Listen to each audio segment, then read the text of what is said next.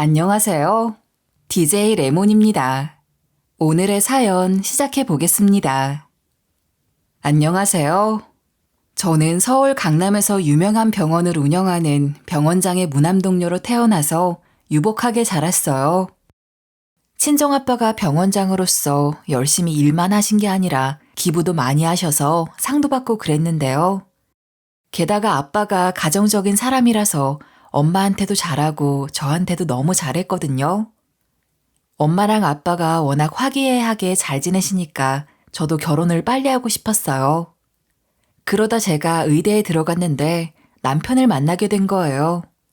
남편은 군대를 다녀와서 복학한 선배라 저보다 3살 연상이었어요. 남편이 밥을 사준다고 해서 밥을 얻어먹다가 친해져서 사귀게 됐는데요. 그렇게 2년 정도를 사귀다가 결혼을 하게 됐어요. 제가 결혼에 대한 로망이 있었는데 남편이 그걸 채워줬죠. 하지만 남편이 의대에 적응하지 못하고 도중에 그만두고 말았어요. 남편도 의대에 입학할 정도로 똑똑한 사람이었지만 의대에 들어온 사람들은 진짜로 천재들과 공부에 미친 사람들이 많이 있었거든요. 영재고에서 늘 전교 1등을 차지하던 저도 혀를 내두를 정도인데 일반고를 나온 남편은 오죽하겠어요. 하지만 남편이 아무런 생각 없이 의대를 그만둔 건 아니었어요. 남편이 자기 사업안을 PPT와 레포트로 정리해서 계획을 짜고 있더라고요. 실제로 남편이 자기가 모아둔 돈으로 자그맣게 식당을 차렸는데 식당이 생각보다 잘 됐어요. 그 당시 남편의 나이대에 벌 수 없는 돈을 벌기 시작하니까 저도 대단하다고 생각했죠. 그러면서 제가 남편 칭찬을 하니까 저희 남편이 기분 좋아하기는커녕 이렇게 대꾸하는 거예요. 솔직히 이걸로 부족해. 나는 더 공부하고 사업을 키우고 싶어. 당신이 워낙 똑똑하고 집안도 좋으니까 그에 맞는 사람이 되어야 할 것 같아. 전 그런 남편이 멋져 보이고 아빠처럼 다정하고 좋은 사람이라고 생각하면서 결혼 생활을 보내고 있었어요. 이렇게 우리가 딸 하나까지 낳아서 잘 키우고 있었거든요. 전 그동안 의사가 됐고 남편은 친정에서 지원받은 돈으로 고급 레스토랑을 운영하고 있었어요. 남편이 자기 돈으로 사업을 성공시켰으니까 친정 아빠가 믿고 지원해 주신 돈이었죠. 이 레스토랑에서 한식 퓨전 요리를 팔고 있어서 처음엔 큰 인기를 끌었어요. 남편이 그래서 레스토랑 2호점을 열어서 사업을 확장하게 됐는데요. 고급 케이터링 서비스와 요리 학원도 운영하면서 이것저것 시도해보게 된 거예요. 처음에는 남편의 사업이 순조롭게 잘 되는 것처럼 보였지만 사업을 너무 갑작스럽게 확장해서 돈이 많이 들기 시작했어요. 그리고 남편 혼자서 전부 다 관리를 못하다 보니 적자 중에 적자가 나버린 거예요. 저도 남편을 도와주긴 했지만 저도 전문의 과정을 밟느라 너무 바빴어요. 결국 남편이 새로 오픈한 레스토랑에 2번 이상 찾아오는 손님들이 거의 없었나 봐요. 남편이 워낙 식당 걱정을 하길래 레스토랑이 도대체 어떻길래 장사가 안 되나 궁금해서 가봤거든요. 손님들이 없는 걸 보아하니 아무래도 브레이크 타임 시간대인 것 같았거든요. 그런데 남편이 직원들을 일렬로 세워두고 이런 막말을 퍼붓고 있더라고요. 너희들 도대체 정신을 어디다 두고 일하는 거야? 손님들이 2번 다시 안 오는 이유가 뭔지 알아? 바로 너희들 때문이야. 서비스는 엉망이고 음식은 늦게 나오고 태도는 형편없어. 이따위로 일할 거면 당장 나가버려. 그것도 모자라 남편이 한 명 한 명을 지목하며 더욱 거세게 몰아붙이고 있었어요. 남편이 이런 식으로 호되게 말하는 걸 처음 들어서 깜짝 놀라고 말았죠. 그리고 너는 손님한테 웃는 게 그렇게 힘드냐? 무표정으로 서 있으면 손님들이 기분 좋을 것 같아. 그리고 너는 음식을 자꾸 늦게 서빙하는 이유가 뭐야? 셰프가 요리하면 즉시 가져와야 할 거 아니야. 한 번만 더 늦으면 국물도 없을 줄 알아.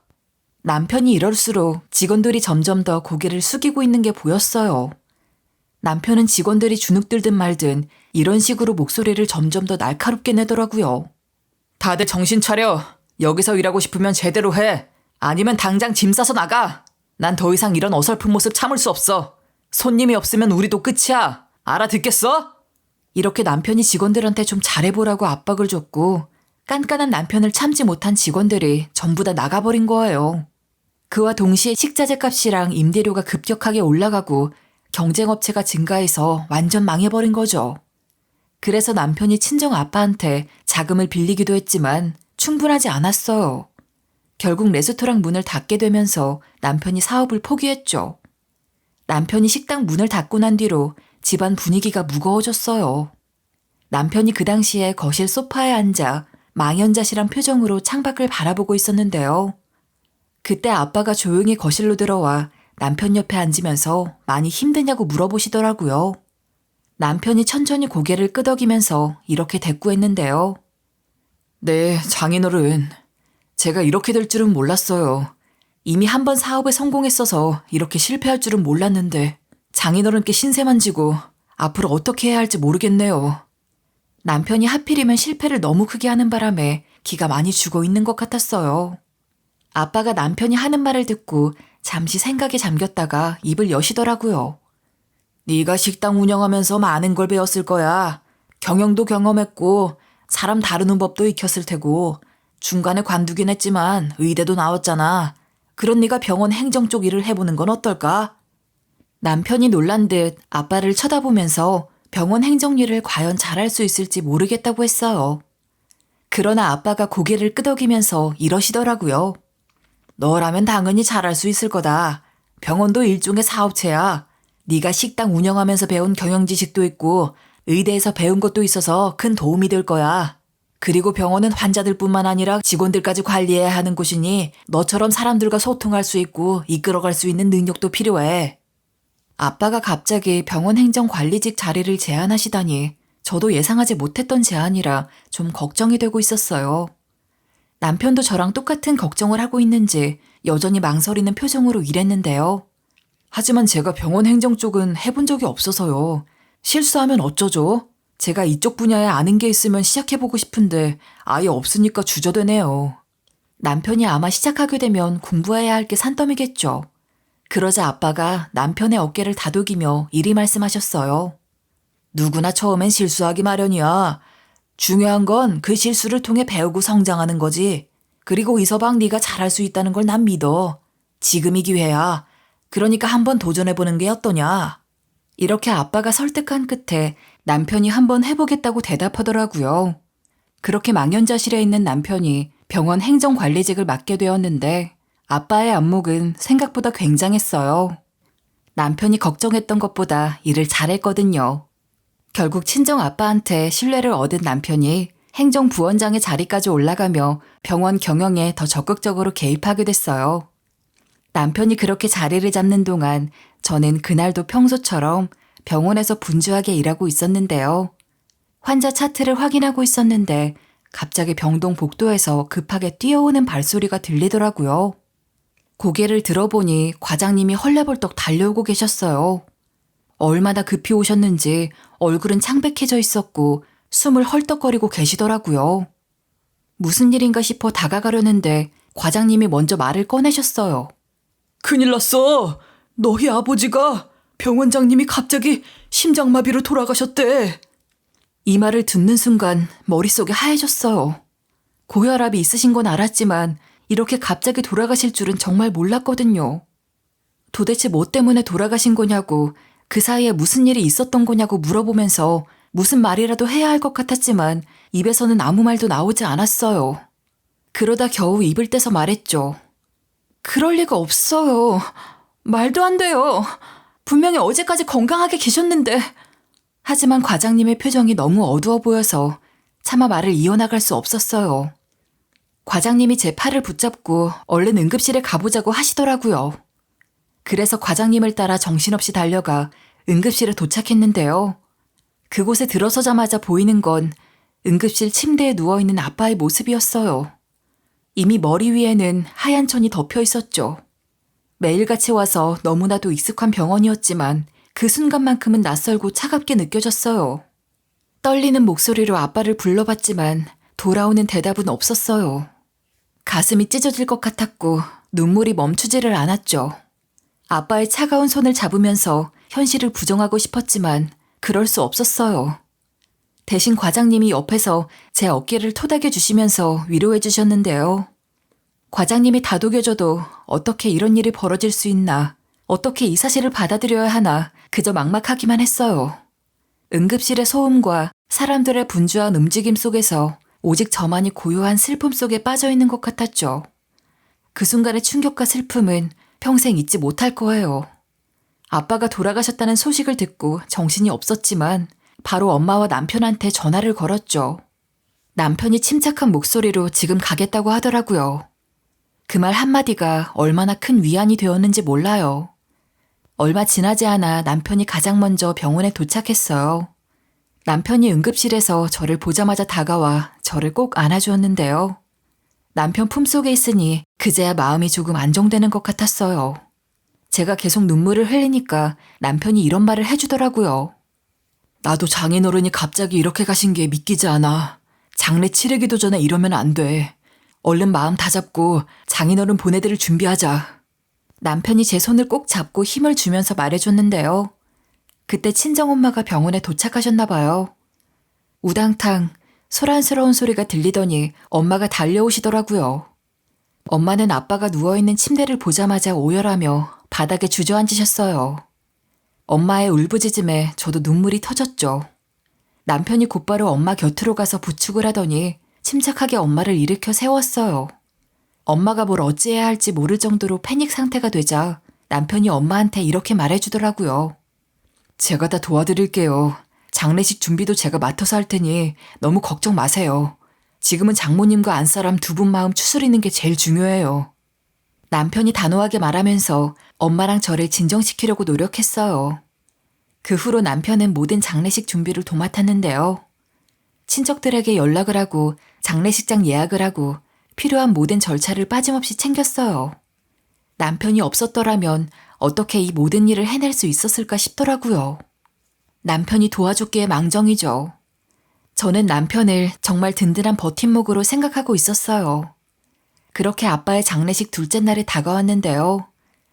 아빠의 갑작스러운 사망 소식으로 병원 경영은 혼란에 빠졌고 장례식 준비까지 겹쳐 정신없이 바쁜 나날을 보내고 있었어요. 그날도 장례식장 한켠에서 서류를 정리하며 다음 일정에 대해 고민하고 있었는데 방 안쪽에서 어른들끼리 격렬한 대화 소리가 들려오더라고요. 가장 먼저 큰아버지께서 이러시는 소리가 다 들리기 시작했어요.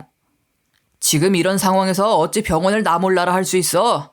병원은 내 동생이 일군 곳이지만 내가 처음부터 함께 해온 게 많아. 그러니까 그 병원은 내 거라고. 큰아버지만 경영권에 대해 왈가왈부하고 있는 게 아닌가 봐요. 작은아버지까지 나서서 이런 식으로 악을 지르시는 거예요. 그게 무슨 소리야? 나도 병원 설립부터 모든 걸 같이 해왔어. 오히려 내가 더 많은 시간을 바쳤다고. 그러니까 웬만한 병원의 지분은 내가 다 가져가야지. 두 분이서 난리를 피우시는 것만으로도 충분히 아수라장이었는데요. 그 와중에 고모까지 나서서 이러시더라고요. 둘 다 말도 안 되는 소리 하고 있네. 내가 누구보다 아버지를 가장 많이 도와서 병원을 키웠잖아. 다른 사람도 아니고 나한테 맡겨야지. 집안 어르신들의 목소리는 점점 커지고 있더라고요. 저랑 남편은 문 밖에서 이 모든 소리를 듣고 있었어요. 그래서 저는 손에 쥐고 있던 서류를 내려놓으면서 한숨을 쉬었고 남편은 저한테 이렇게 말했었죠. 어르신들이 이렇게까지 경영권을 두고 언쟁을 벌일 줄은 몰랐어. 이렇게 되면 다른 가족들이 병원을 빼앗을 수도 있겠다.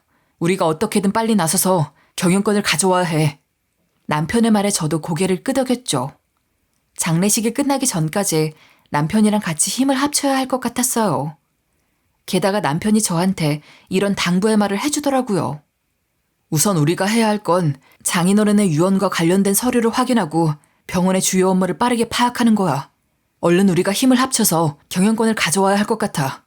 다른 가족들이 병원을 빼앗을 수 없게 조치를 취해야 해. 남편이 이렇게 나오니까 저까지 마음이 다급해졌죠. 그렇게 제가 아버지의 서류를 빨리 살펴보려고 했어요. 아버지가 생전의 경영권 문제로 집안 싸움이 일어날 수 있으니 미리 이런 문제를 해결하기 위해 사후 어떻게 경영권을 승계할 것인지 작성한 서류를 만들어 놓은 게 있었거든요. 아버지는 대략적으로 어떤 내용이 들어갈 것인지 알려줬고 상황에 따라 유언장에 수정될 수는 있지만 큰 틀은 달라지지 않을 거라고 하셨어요. 안 그래도 아버지가 돌아가시자 저희 전담 변호사가 와서 이 서류를 가져왔는데요. 그러면서 저한테 이런 식으로 설명을 하긴 했었어요. 병원장님이 갑자기 돌아가셔서 어려움이 많으실 텐데 이런 시기에 경영권 문제를 제대로 확인하셔야 합니다. 고인이 생전에 경영권 승계를 명확히 하기 위해 준비하신 서류가 있습니다. 이 내용을 미리 검토하고 서명을 하셔야 하는데 지금 진행해도 괜찮을까요? 그런데 제가 아버지를 잃은 슬픔에 빠져 이런 이야기는 장례식 끝나고 하면 안 되겠냐고 했어요. 하지만 집안 어르신들이 저렇게 나온다면 한시라도 빨리 서둘러야죠. 게다가 변호사가 저희한테 이런 이야기를 해주면서 서명을 재촉하기도 했어요. 이런 상황일수록 집안 내 경영권에 대한 분쟁이 발생하지 않도록 하기 위해서라도 미리 정리해 놓는 것이 중요합니다. 이 서류에 서명하시면 고인의 유언에 따라 회사의 경영권이 법적으로 승계되거든요. 이를 통해 불필요한 분쟁을 예방할 수 있으니까 꼭 서명하세요. 변호사가 하는 말을 들어보니 빨리 서명을 하고 어떻게 집안 어르신들의 반발에 대비할 것인지 계획도 생각해야 했는데요. 이런 이유로 저희 부부는 변호사가 가져온 서류에서 경영권에 관한 내용을 읽어본 후 동의 서명을 했었어요. 그리고 나서 장례식이 전부 다 끝난 후에 모든 사람들이 기다리고 있던 아버지의 유언을 발표했습니다. 경영권 승계에 대한 내용을 발표하자 집안 어르신들이 난리가 났어요. 큰아버지께서 얼굴이 벌개진 채 이런 막말을 하시더라고요.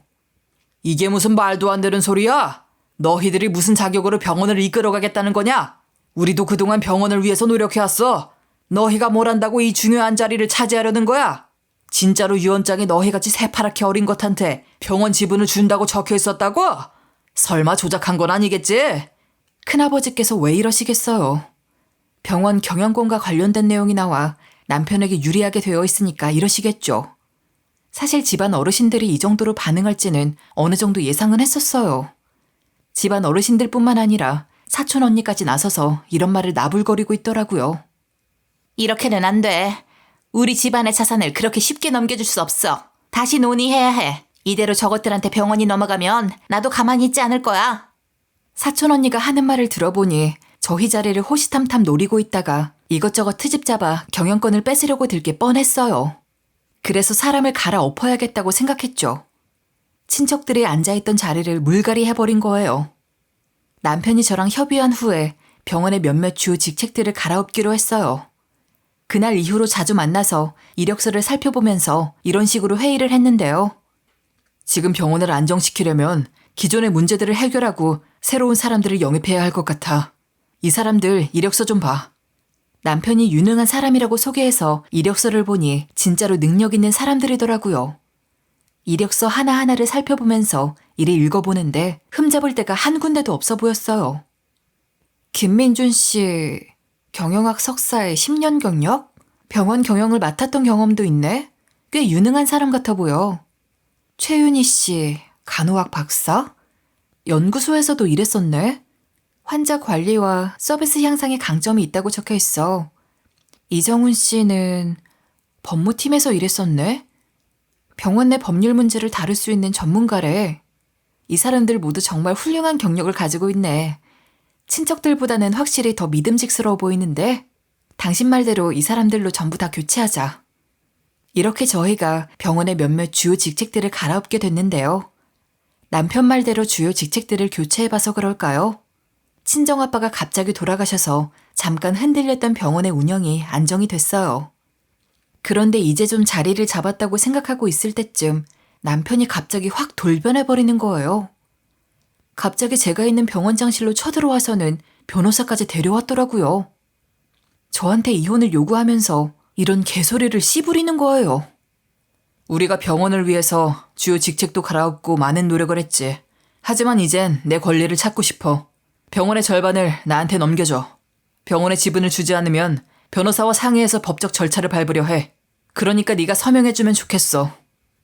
심지어 남편의 개인 변호사까지 나서서 서류를 내미는 거예요. 제가 이게 뭐냐고 물어보니 변호사가 이렇게 대답하더라고요. 여기 이혼 서류와 함께 지분 양도 계약서가 준비되어 있습니다. 이걸 서명해 주시면 원만하게 이혼을 마무리할 수 있을 겁니다. 남편이 이미 제 뒤통수를 확실히 치려고 온 것 같았어요. 그래서 저도 물러서지 않고 이렇게 말할 수밖에 없었죠.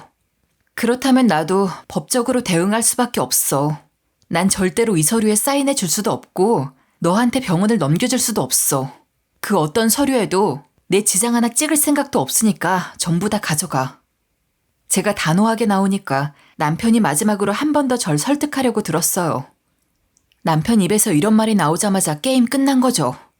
내가 협상하려는 이유는 우리가 이혼할 수밖에 없어서 그래. 법적으로 다투게 되면 장기적으로 볼 때 당신 손해야.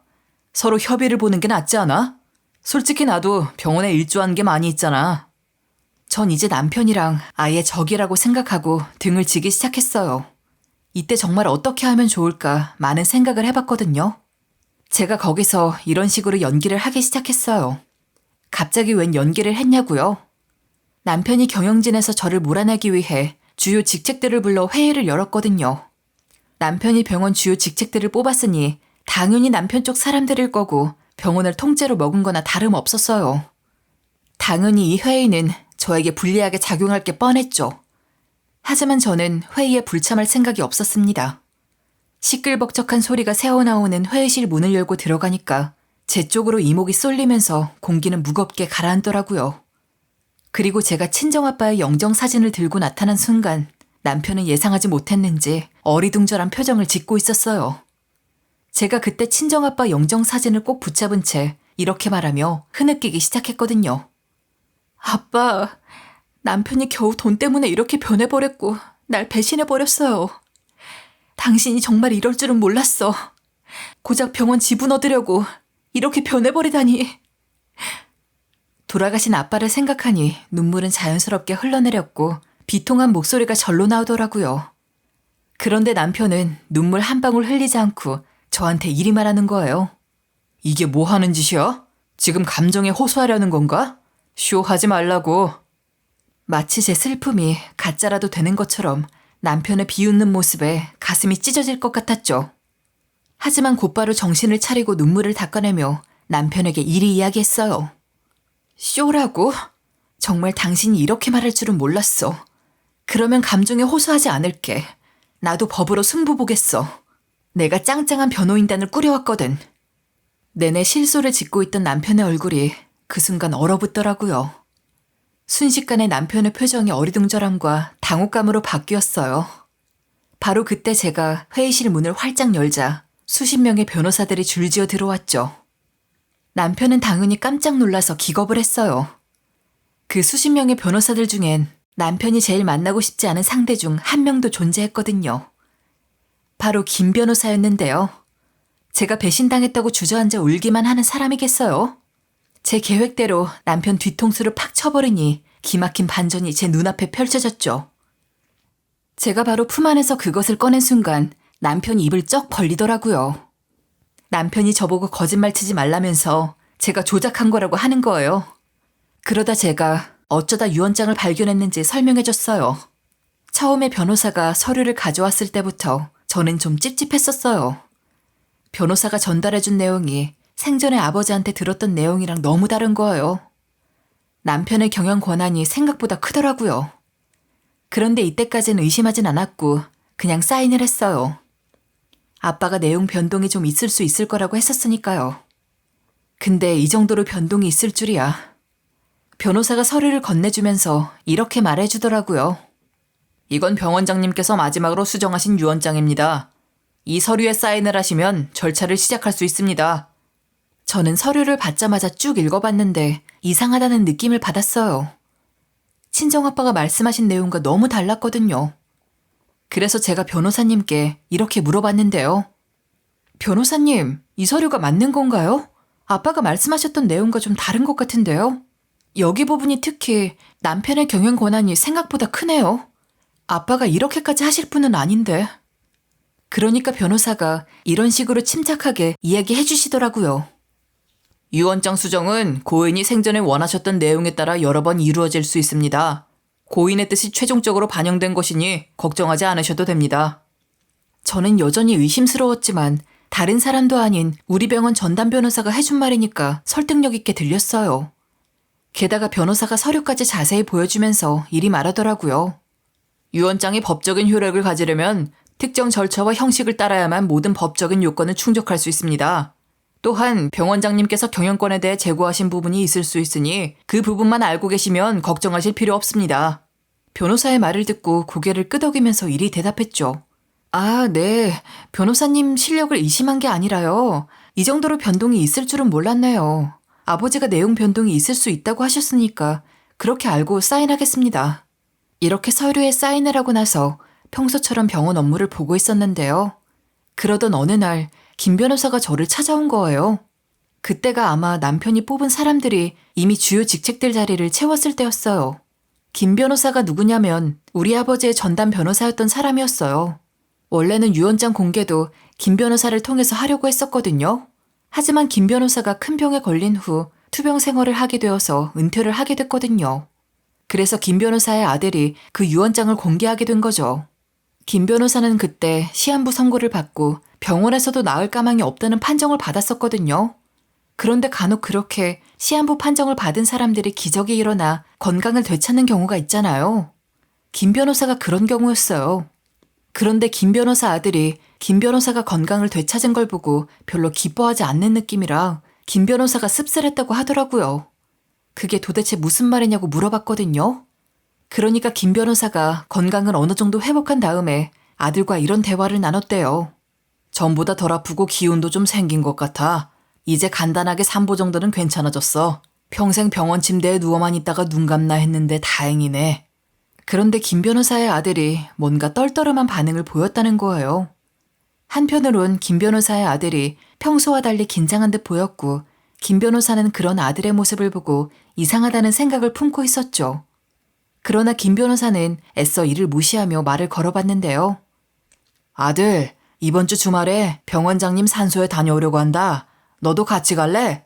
일적으로 엮인 사이였지만 그래도 정이 쌓였던 사람이기 때문에 묘지에도 가고 새로 부임하게 될 병원장도 어떻게 지내고 있는지 보고 싶으니까 한번 가봐야지. 김 변호사가 이런 제안을 하고 김 변호사 아들 반응을 살펴봤다는 거 있죠? 그런데 김 변호사 아들이 잠시 머뭇거리다 이리 대답했다는 거예요. 아버지, 꼭 그렇게까지 해야 하나요? 아버지 건강도 아직 완전히 회복되지 않으셨잖아요. 저는 지금 산소에 가거나 새로 취임한 병원장님 보러 가는 건 아닌 것 같아요. 김 변호사는 아들의 반응이 의외라고 생각했대요. 그래서 이런 식으로 의중을 떠봤다고 하는데요. 나는 지금 건강 상태 좋아. 산보도 다닐 수 있을 정도라니까.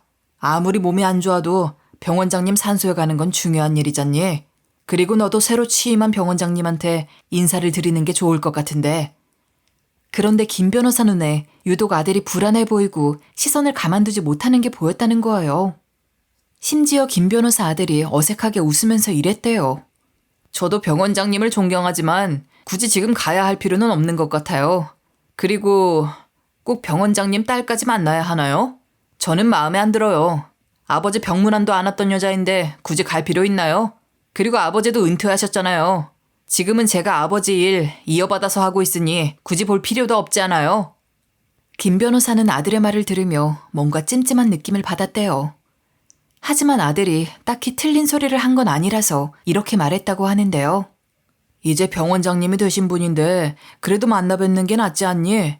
이제 네가 일하기 편하려면 가끔 소식을 전해주는 게 예의라고 생각하는데.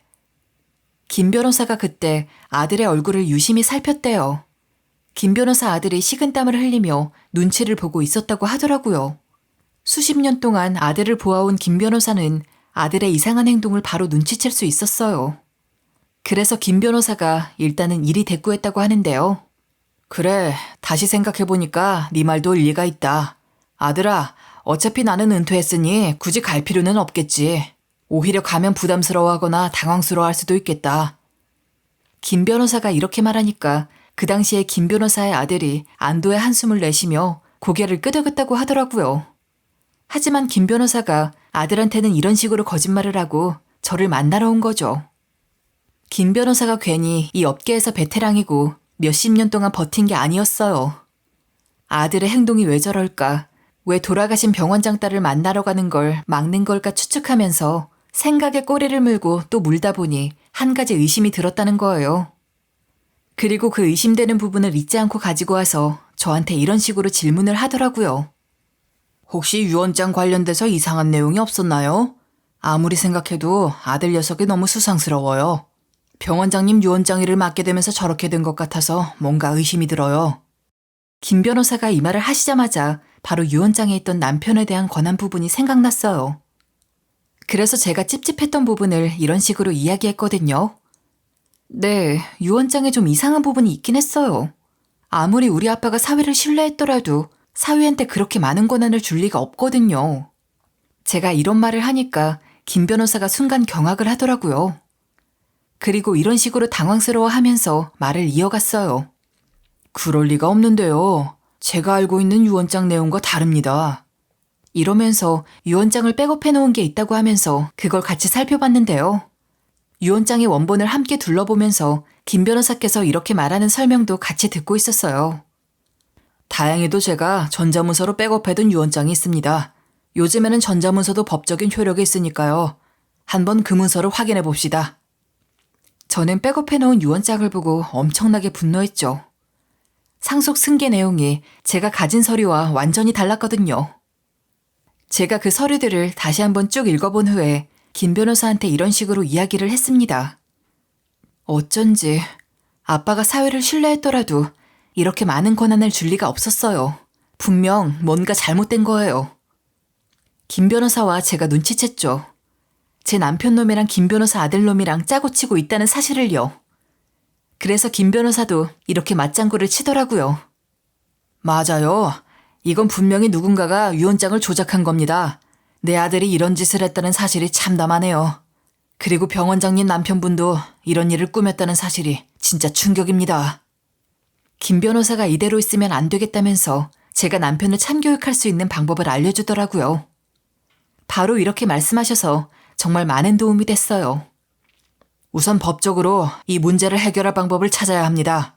전자문서에도 법적인 효력이 있어요. 이 증거를 토대로 조작된 유언장을 무효화할 수 있을 겁니다. 그렇게 우리는 김 변호사의 전자문서를 바탕으로 법적 대응을 준비하기 시작했어요. 분노와 배신감 속에서도 아빠의 유산을 지키기 위해 모든 노력을 다하기로 결심했죠. 제가 또 남편의 서류에 사인을 한 뒤에 사본을 받아뒀거든요. 믿었던 남편한테 배신당하니 복수의 칼날을 갈게 됐어요. 그래서 김 변호사한테 서류 사본을 보여주면서 이리 물어봤는데요. 이게 가짜 서류 같은데 법적인 효력이 있는 건가요? 아빠 이름 옆에 찍혀있는 지문을 보고 김 변호사가 이리저리 살펴보시더라고요. 그리고 이렇게 이야기해 주셨어요. 이게 진짜 이전 병원장님 지문인지부터 확인해야 할 것 같은데요. 그래서 제가 그때 김 변호사에게 이런 말씀도 드렸어요. 남편이 중요 직책들을 싹 다 갈아엎었는데 그것도 너무 수상스러워요. 그것부터 조사해 주세요. 제가 김 변호사님께 줄 수 있는 서류들, 남편이 뽑은 사람들 이력서와 인적사항 같은 걸 전부 다 넘겨드릴게요. 변호사가 그 서류들을 살펴보고 알아보겠다고 해서 며칠을 기다렸거든요. 그런데 알고 보니 그 사람들이 전부 다 남편이랑 친분이 있는 사람들이었어요. 남편이 이력서도 조작하고 저한테 거짓말을 한 거였더라고요. 일단 병원 내부 사람들을 자기 사람들로 전부 다 교체한 뒤에 병원의 내부 정보를 자신에게 유리하게 조작할 수 있도록 마련해둔 거였어요. 그리고 그 중요 직책들이 자기 밑에서 일할 사람들을 뽑았는데 그 사람들도 전부 다 남편 쪽 사람들이었어요. 한마디로 우리 아빠 병원이 남편한테 통째로 먹힌 거죠. 심지어 남편이 보여준 서류도 가짜였어요.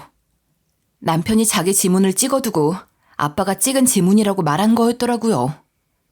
그래서 제가 그 사실을 전해 듣자마자 김 변호사한테 제가 생각해둔 복수 방법을 이야기했어요. 법적으로 문제가 없을지 재차 확인하고 남편을 확실하게 참교육시켜버렸는데요.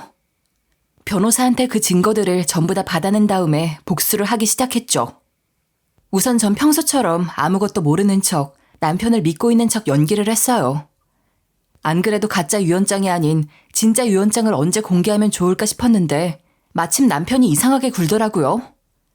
예상대로 남편이 변호사까지 데려와 저한테 이런 식으로 공갈을 하는 거예요.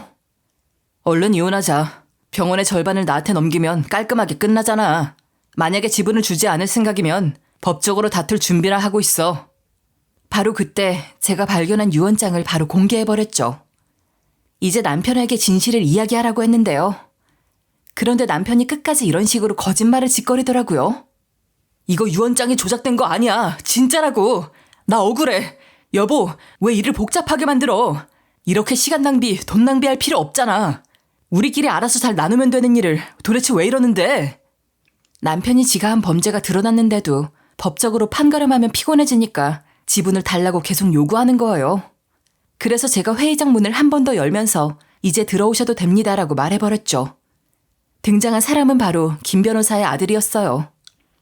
남편이 김 변호사의 아들을 보더니 얼굴이 하얗게 질렸죠. 당연히 이 회의가 열리기 전에 김 변호사랑 같이 김 변호사 아들이 있는 집 안으로 쳐들어갔거든요.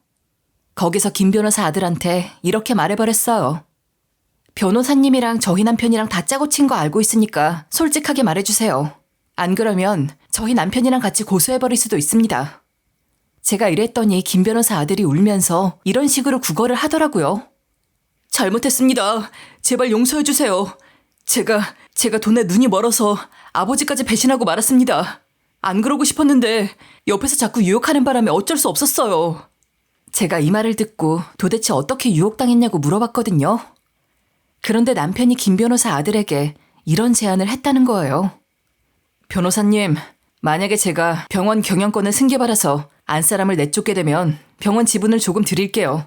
여기에 향후 병원의 법률 고문 자리까지 제안할 생각인데 어떠세요? 저랑 한번 일해보실래요? 남편이 엄청난 연봉을 제시하면서 김 변호사 아들을 살살 꼬드기니까 어쩔 수 없이 넘어갔대요. 김 변호사 아들이 이런 이야기를 전부 다 해주면서 아버지와 저를 배신하게 됐다고 솔직하게 털어놓고 한 번만 봐달라고 빌었어요. 그래서 제가 김 변호사와의 작전대로 이렇게 지시를 내렸죠. 그럼 변호사님을 고소하지 않겠다는 조건이 있어요. 회의장으로 나타나서 남편과 변호사님이 유언장을 조작했다는 사실을 고백하세요. 이런 식으로 제가 작전을 펼친 덕분에 유언장이 공개되면서 남편의 계획은 무산되었고 제가 병원의 경영권을 완전히 확보할 수 있게 됐어요. 그때가 돼서야 남편이 이런 식으로 해명을 하더라고요. 내가 왜 당신을 배신했는지 알아? 사실 사업 때문에 빚이 너무 커져서 장인어른한테 도움을 많이 받았어. 당신이 모르고 있을 수밖에 없는 게 장인어른 도움을 매번 받으면서 자존심이 상하니까 당신한테 말하지 말아달라고 부탁했었거든. 그런데 일이 빈번해지니까 장인어른이 너무 자기한테 금전적으로 의지하기만 하고 갚을 생각을 안 한다고 느끼셨나 봐. 또다시 장인어른이 빚을 갚아주고 돈을 주면서 금전적으로 도와주긴 했지만 법적인 효력을 가진 서류를 작성하게 한 거야. 그래서 내가 받은 금액을 일정 기간 내에 갚지 못할 경우 이자가 계속해서 붙을 거라는 서류에 사인을 하게 됐어. 그러나 내가 사업을 아예 접게 되면서 장인어른이 돌아가신 후에도 빚을 갚지 못했어. 장인어른이 돌아가셨어도 서류의 효력이 계속된다는 사실을 알고 있어서 이를 해결하기 위해 병원 지분을 먹을 계획을 세우기 시작한 거야. 남편이 하는 말을 쭉 들어보니 왜 이런 일이 일어났는지 이해가 가더라고요. 남편이 애초에 만들어지지도 않았던 서류를 만들어낸 뒤에 저한테 병원의 지분 절반을 요구하며 이혼을 강요한 거죠. 남편과 전 당연히 이혼 소송으로만 끝내지 않았어요. 남편이 경영권 승계와 관련된 부분을 조작했으니 범죄를 저지른 거 아닌가요? 특히 유언을 조작한 부분은 정말 큰 범죄라서 벌금형으로 끝나기도 쉽지 않았어요. 그래서 남편에게 이런 식으로 참교육의 종지부를 찍어버린 거죠. 내가 전부 다 신고하고 고소할 거니까 그렇게 알고 있어.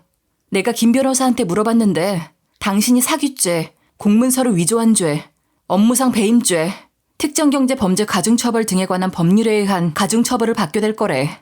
제가 깜빵 갈 준비나 하고 있으라고 하니까 남편 얼굴빛이 새하얘지더라고요. 그러다가 풀썩 주저앉더니 남편이 저한테 이런 말을 쏟아냈어요. 우리 사이에 이러는 게 어딨어. 차라리 당신 발밑에 뻘뻘 기어다닐게. 제발 한 번만 봐줘. 다른 사람도 아니고 가족이잖아. 당신 남편이잖아. 어떻게 당신이 나한테 이럴 수 있어. 나 깜빵 들어가는 거 빼고 하라는 거 다 할게. 당신 발밑으로 기라면 길 수도 있어. 한번 기어볼까? 당신 가랑이 사이에 기어다니면 마음이 풀리지도 모르잖아. 남편이 진짜로 넙죽 엎드려서 제발 한 번만 봐달라고 하더니 제 발밑을 기어다니는 거예요. 제가 그때 남편이 기어다니든 말든 이런 식으로 이야기해버렸죠. 사과는 당연히 받아야 하는 거고 고소는 고소야. 당신이 108배를 하든 기도를 하든 간에 그 어떤 방법을 써도 봐줄 생각 없으니까 깜빵 들어갈 준비나 해. 남편이 제 말 듣고 망연자실하더라고요. 제 발밑을 기어다니다 말고 멍하게 허공을 바라보고 있었어요.